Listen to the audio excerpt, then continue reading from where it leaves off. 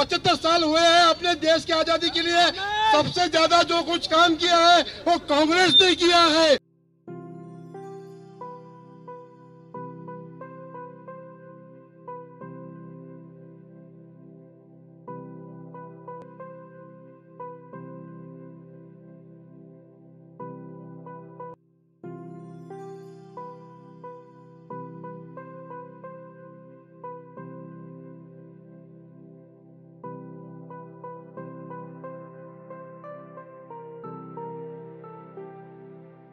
वंदे वंदे भारत माता की भारत माता। मालाड मालवणी येथून माजी मंत्री असलम शेख यांच्या नेतृत्वाखाली 75 वर्ष स्वातंत्र्याची गौरव पदयात्रा सुरू झालेल्या पदयात्राची मड जेटी ते मड चर्च या ठिकाणी संपन्न। हजारोंच्या संख्येने नागरिकांचा पदयात्रेत सहभाग। मुंबई मड येथे माजी मंत्री असलम शेख यांच्या नेतृत्वाखाली 75 वर्ष गौरव पदयात्रेचे आयोजन करण्यात आले होते। याला नागरिकांचा मोठा प्रतिसाद मिळाला। इस आजादी की सालगिरह मनाते हुए राहुल जी ने एक संकल्प लिया।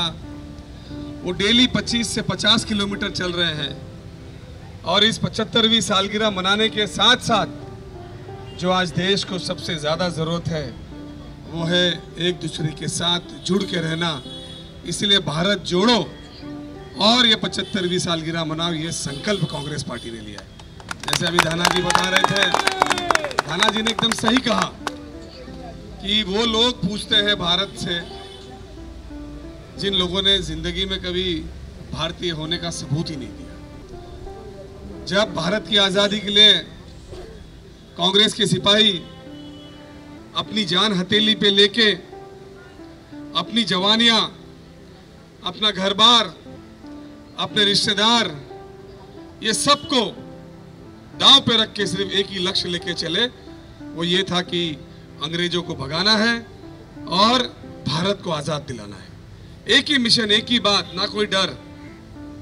यानी जिनकी उम्र भी सही तरीके से बालिग होने की नहीं हुई, ऐसे लोगों ने भी जलियांवाला बाग में अपने सीने पे गोली खाने का काम किया।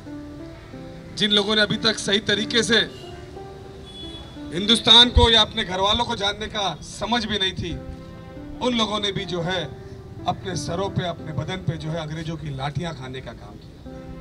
उनके घोड़ों के नीचे कई भारतीय लोगों ने अपने आप का बलिदान देने का काम किया। गोलियों के साथ साथ घोड़ों के नीचे भी कुचलने का काम किया, बेदर्दी से मारने का काम किया। क्या नहीं किया इस अंग्रेजों ने। और जो उस वक्त अंग्रेजों के दलाल थे वो आज अपने आप को बहुत बड़ा बलवान साबित करने का काम कर रहे हैं। मैं तमाम लोगों से कहना चाहूँगा, खास करके आज यहाँ पे जितने लोग हैं, अभी भी मेरे ख्याल से पीछे से कम 300-400 लोग आ रहे हैं। डॉक्टर साहब, थोड़ा हम लोग जल्दी आगे चल के मैं ये कहना चाहता हूँ कि पहले ना तो हमने पानी पिया, ना खाना खाया और देश को आज़ाद किया, और अब वापस संकल्प करते हैं ना तो पानी पिएंगे ना बरोबर से खाना खाएंगे और देश को जोड़ने का काम करेंगे। भारत माता की। घरोघरी तर झेंडे लागलेले आहेत, पण जनतेचे जे प्रश्न आहेत तसेच आहेत। नरेंद्र मोदी साहेब जनतेला नेहमी टास्क देत असतात की तुम्ही हे करा ते करा। त्यांच्या लोकप्रतिनिधींना कधी टास्क देतील की तुम्ही जनतेचे प्रश्न जाऊन तुम्ही जाणून घेतले पाहिजे, ते सोडवले पाहिजे। आज देशाली गरज लोकांच्या नोकऱ्यांची आहे। जे मुलं शिकून बाहेर पडलेली आहे त्यांना व्यवस्थित त्यांचा कामगार भेटावा, त्यांचा बिझनेस त्यांनी सेटअप करावा। जे महिला आजारी आहेत त्यांचा उपचार व्यवस्थित व्हावा। जे सीनियर सिटीजन झाले त्यांचे जे फंड्स आहेत ते राखीव ठेवावा। आज देश प्रगती कशा करणार? देशला जर प्रगतीवरती न्यायचं असेल तर सगळ्यांना एकत्र यावं लागेल आणि सगळ्यांना एकत्र येऊनच आणि देशची GDP कशी वाढणार? देशच्या लोकांबरोबर प्रेम असलं तर ऑटोमॅटिकली सगळं होतो, पण आपण जर एकमेकांबरोबर नफरत केली तर कधी देश तरक्की करणार नाही। देशामध्ये आता 75वा अमृत महोत्सव साजरा केला जात आहे, पण मुख्यमंत्री असतील, पंतप्रधान असतील, ते हिंदुत्ववादी सरकार, आम्ही हिंदुत्ववादी, हे काय शब्द आहे?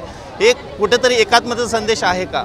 असं आहे की माझं मत असं आहे की ना हिंदू, ना मुसलमान, ना सिख, ना ईसाई, आम्ही सगळे जे भारतीय आहेत आणि हा एकच जाती असला पाहिजे सगळ्यांचा।